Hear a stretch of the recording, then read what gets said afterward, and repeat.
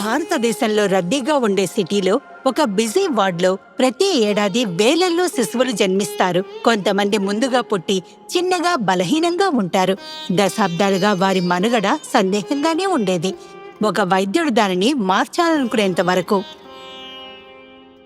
మానవ కరుణామృతం doctor Armida Fernandes, Padma Shri 2026.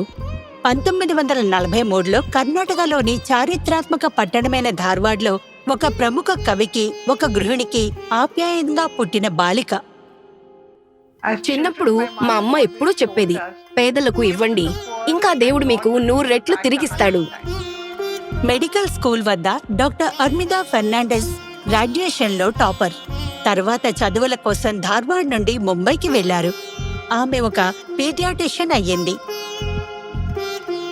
పట్టణ పేదలకు సేవ చేయడానికి ఆమె ముంబైలోని ఒక మున్సిపల్ హాస్పిటల్లో ఉద్యోగాన్ని అంగీకరించింది. త్వరలోనే పుట్టిన శిశువుల మరణాల రేటును చూసి ఆమె దిగ్భ్రాంతి చెందింది. చిన్న ప్రయోగాత్మక అధ్యయనాల నుండి లభించిన సమాచారంతో అద్భుతమైన చర్యలు తీసుకున్నారు. ఆమె నవజాత శిశువులకు స్నానం చేయించడం, నోటి ద్వారా గ్లూకోజ్ నీటిని ఇవ్వడం, ఆవు పాలు, పశువుల పాలు ఇవ్వడం, ఇన్క్యుబులేటర్లు వాడటాన్ని నిలిపివేశారు. ఇవన్నీ బ్యాక్టీరియా ప్రవేశపెట్టేవి. దానికి బదులుగా నూనెను ఉపయోగించారు. నవజాత శిశువులకు వెచ్చదనాన్ని అందించడానికి దీపాలను అమర్చారు. ఇన్ఫెక్షన్ రేట్స్ భారీగా పడిపోయాయి. మనుగడ రేట్లు పెరిగాయి. సందేహించిన ఆమె సహచరులు నమ్మారు. ఈ సులువైన చర్యలు ఇప్పుడు ప్రపంచవ్యాప్త నియమావళిగా మారాయి. ఆమె చేసిన గొప్ప ఆవిష్కరణ ఆసియాలోనే మొట్టమొదటి మానవ పాల బ్యాంకును ప్రారంభించడం.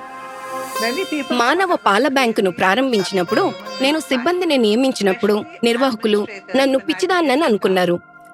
శ్రీకృష్ణుడికి ఆయన తల్లి కాదు, యశోద పాలిచ్చిందని చెప్పి ఒక నిర్వాహకుడిని ఒప్పించాల్సొచ్చింది. కొద్దిపాటి తల్లిపాలు కూడా ఆ శిశువుల మనుగడను మెరుగుపరిచాయి.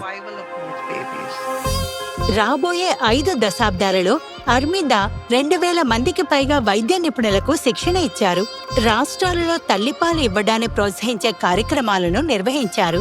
ఆసుపత్రిలో తన పనితో పాటు అర్మిదా స్నేహ అనే ఒక స్వచ్ఛంద సంస్థను ప్రారంభించారు.